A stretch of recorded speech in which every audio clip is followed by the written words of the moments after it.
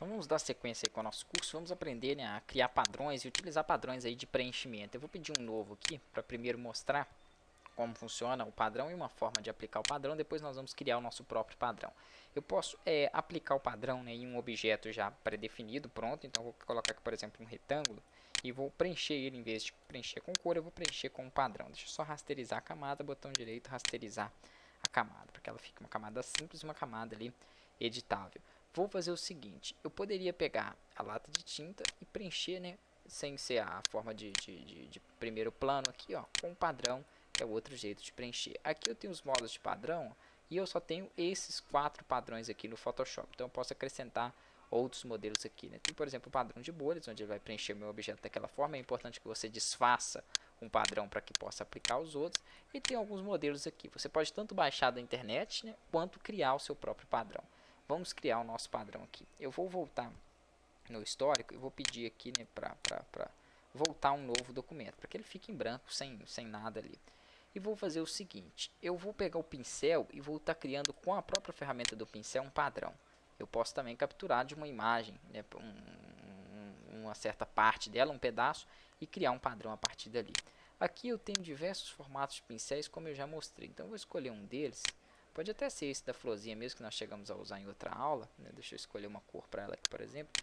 E vou fazer um padrão dessa florzinha aqui, ó. Tá um pouco pequeno, então para aumentar eu posso utilizar colchetes. Ok.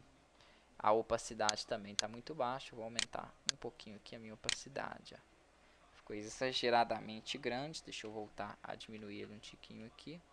Ok, vou preencher com alguns outros aqui no fundo, ó.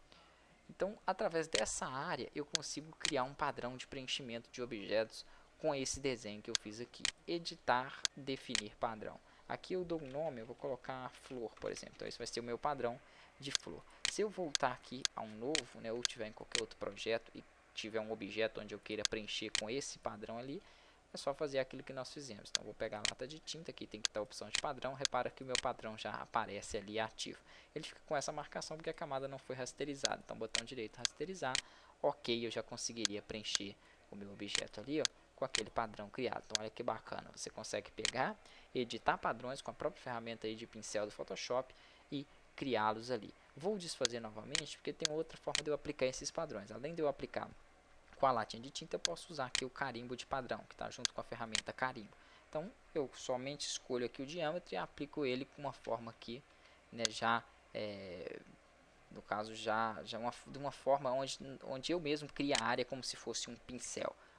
Uma forma onde eu mesmo defino. Quero escolher outro tipo de padrão, clico aqui em cima, escolho da flor, né, que eu acabei de fazer, ó, e eu posso preencher o meu objeto como se eu estivesse utilizando aquele padrão de flor em que eu acabei de fazer ali.